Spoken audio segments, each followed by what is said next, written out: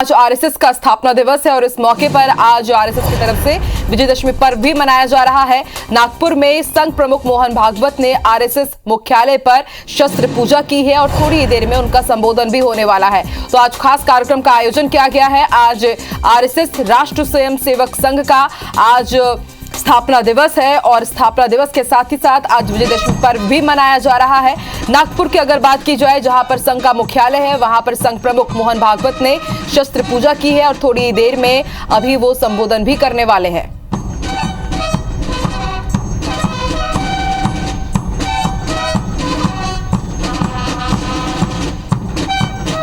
नागपुर के आरएसएस मुख्यालय पर कार्यक्रम का आयोजन किया गया है विजयदशमी के मौके पर और उसके साथ ही आज आरएसएस का स्थापना दिवस है।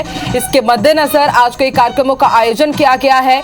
सबसे पहले संघ प्रमुख मोहन भागवत ने शस्त्र पूजा की है और थोड़ी देर बाद उनका संबोधन भी होने वाला है।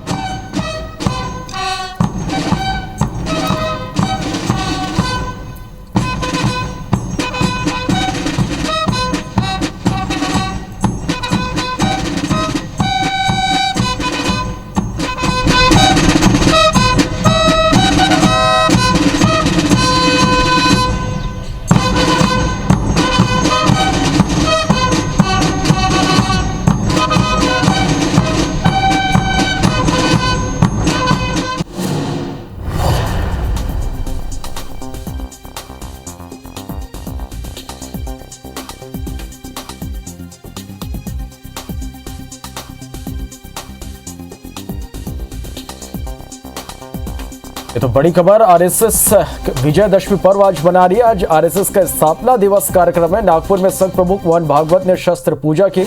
नागपुर के आरएसएस मुख्यालय पर कार्यक्रम का आयोजन किया गया है। देश में असंतोष पैदा करने की साजिश हो रही है, भागवत का यह कहना है। संघ प्रमुख मोहन भागवत इस वक्त संबोधित भी कर रहे हैं। परंतु हमारा समाज उससे दबा नहीं है। आर्थिक क्षेत्र में भी उस नुकसान को पूरा करने का आत्मविश्वास दिखता है, लोग बोलते हैं। और किसी आर्थिक अर्थायाम के क्षेत्र में तो सब पूर्ववत हो गया और आगे बढ़ गया, ऐसा भी वृत्त आता है। स्व के बारे में अपने समाज की प्रवृत्ति निश्चित रूप से बढ़ी है। अभी राम मंदिर का धन संग्रह हमने किया गांव-गांव जाके, तो वहां भी यही अनुभव आया। स्फूर्त रूप से समाज के सभी जाति वर्गों का, सभी भौगोलिक क्षेत्रों से उत्तम सहयोग मिला और एक ही भावना के कारण कि कुछ हमारा हमने वापस लाया है, उसको खड़ा कर रहे हैं। सब लोग राम की पूजा करने वाले लोग नहीं थे, परंतु सबका योगदान है, सबका उत्साह है और वो स्व प्रकट भी हो रहा है। वो उत्साह प्रकट भी, उस आत्मविश्वास का परिणाम भी दिख रहा है। अभी ओलंपिक और पैरा ओलंपिक में कितने मेडल, ओलंपिक में 1 गोल्ड, 2 सिल्वर और 4 ब्रॉन्ज, यानी स्वर्ण, रौप्य और कांस्य। और पैरा ओलंपिक में 5 स्वर्ण, 8 रौप्य और 6 कांस्य पदक हमारे खिलाड़ियों ने प्राप्त की। ये उत्साह कहां से आया? बहुत परिस्थितियां उनकी बदली है, ऐसा नहीं है, परंतु देश के लिए कुछ कर गुजरने की प्रवृत्ति बनी है। और इसलिए यह कोरोना की आपत्ति हमारे लिए स्व का चिंतन करने का एक अवसर भी बनी है। हमने अनुभव किया, आधारित कई बातें कितनी उपयोगी है। उदाहरणार्थ अपने स्वास्थ्य का विषय है। स्वास्थ्य मनुष्य की ऐसी आवश्यकता है, उसको पूरा करने के लिए वो कुछ भी कर लेगा। बीमार है तो उपचार के लिए घर भी बेच देगा, लेकिन अच्छे उपचार और विश्वस्त उपचार जिससे निश्चित ही रहेगी मुक्त, रोग मुक्त होने की, ऐसे उपचार लेने के लिए कुछ भी करता है। तो हमने देखा कि देश में सबकी इच्छा है चिकित्सा सबको सुलभ रहे, सबके पास पहुंच सके और चिकित्सा महंगी न हो, सब आयु वर्ग के लोग उसका लाभ ले सके। वो सस्ती और सुलभ चिकित्सा पानी है तो स्व के आधार पर क्या विचार करेंगे? पहली बात है कि हमारी परंपरा में केवल इलनेस का, बीमारी का विचार नहीं किया। हमने वेलनेस का भी विचार पहले से किया है। आयुर्वेद में एक पूरा प्रकरण स्वास्थ्य वृत्त है, बीमार नहीं कैसे पड़ना। उसमें जैसे स्वच्छता का महत्व है, उस पर तो कई वर्षों से हम आगे आगे बढ़ रहे हैं। लोक स्वास्थ्य का, पब्लिक हेल्थ का विषय है, उस पर भी हमको बहुत तरीके से आगे जाना पड़ेगा, क्योंकि उसमें शासन को भी बहुत कुछ करना पड़ता है, समाज को भी बहुत कुछ करना पड़ता है।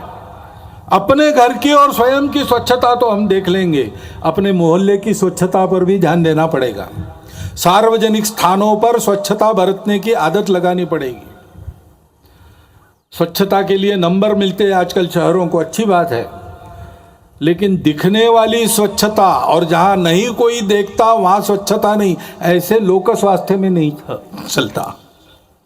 बीमारी हवा से भी आती है, और इसलिए लोक स्वास्थ्य के नियमों का ध्यान रखना और जीवन शैली मुख्यतः ठीक करना।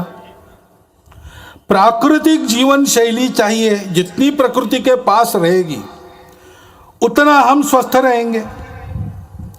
पर्यावरण के साथ मेल खाने वाली जीवन चाहिए। हम बेतहाशा रासायनिक खेती का प्रयोग करेंगे तो कैंसर तो बढ़ेगा ही। हम अगर हर जगह प्लास्टिक से प्रदूषण लाएंगे तो हम जिस सांस से हवा भरते हैं वो सांस अपनी विषैली हो जाएगी।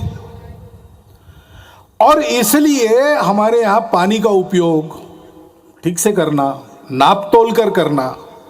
पानी सबके लिए आवश्यक है, लेकिन अगर हम पानी को अमर्यादित खर्चा करने लगे तो सबको पानी नहीं मिलेगा, और सब सुखी होंगे तभी हम सुखी होंगे, नहीं तो नहीं होंगे। प्लास्टिक का उपयोग कम से कम करना चाहिए, कम से कम, जिसको अंग्रेजी में सिंगल यूज प्लास्टिक कहते हैं, उसको तो आप जीवन से हटाने की बारी आ गई है। और जहां बनता है, घर से लेकर, आंगन से लेकर, मोहल्ले, गांव, जंगलों, खेतों तक हरियाली बढ़ाना, वृक्षारोपण करना, ये करने की आवश्यकता है।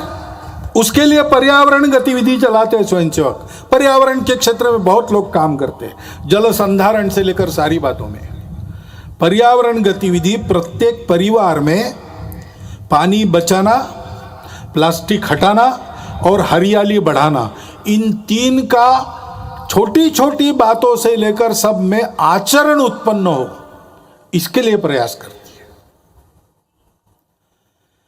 क्योंकि ये ऐसी जो पर्यावरण की शैली है वो स्वास्थ्य को भी ठीक करती है और खर्चा भी बचाती है। कोरोना काल में जितने विवाह हुए कितने सस्ते में हुए।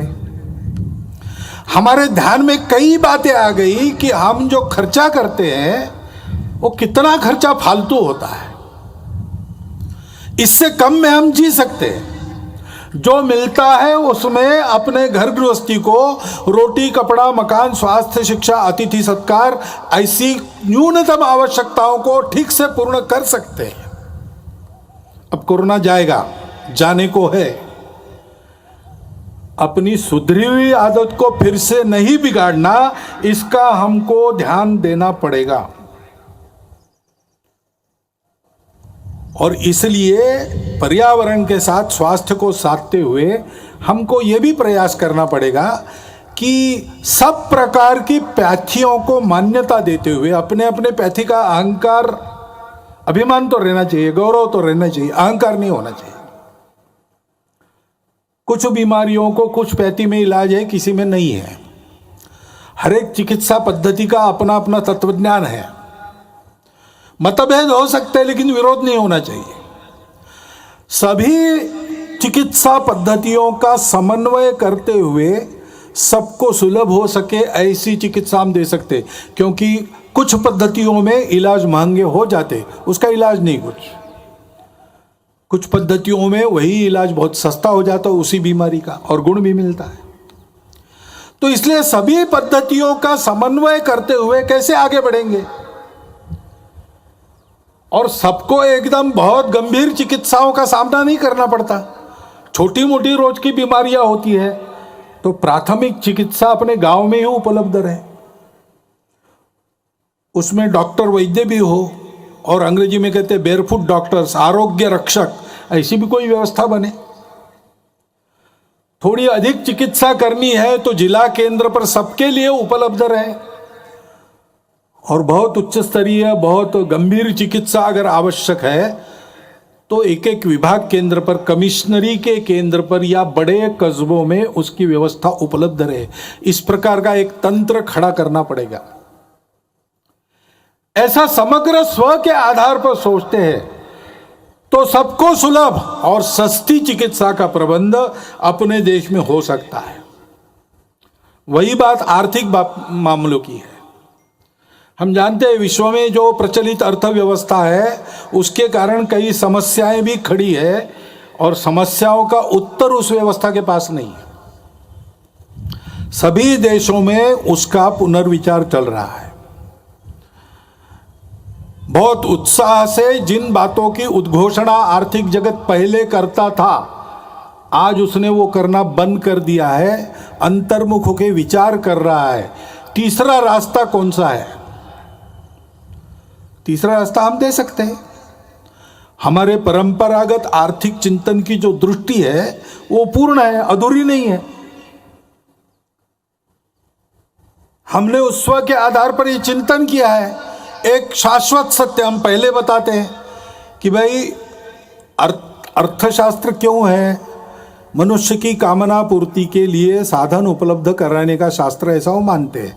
हमारे यहाँ थोड़ा आगे गए, हमने कहा कि सुख प्राप्ति का वो है, और एक का सुख हो नहीं सकता, सबका सुख चाहिए। इसलिए जितनी प्रजा है उसके सुख का वो शास्त्र है।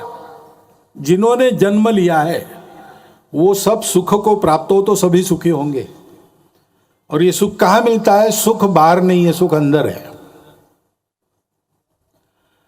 और इसलिए अंदर के सुख को प्राप्त करेंगे तो बाहर की वस्तुओं से हम पर्याप्त सुख ले सकते हैं, अपने अंदर ही है वो। लेकिन उसके लिए बाहर की वस्तुएं पर्याप्त हो सकती है, नहीं तो सिद्धांत तो प्रचलित सिद्धांत कहता है means are limited, ends are endless. हमारे यहाँ इस सत्य को मान्य करके कहा है कि ऐसी अवस्था में अगर उपभोग करना है तो संयम आवश्यक है, क्योंकि सुख उसमें नहीं है, वस्तु में सुख हमारे अंदर है। तो बांटकर खाओ, उस सुख के पीछे बहते मत जाओ, सुख पर तुम्हारा नियंत्रण चाहिए।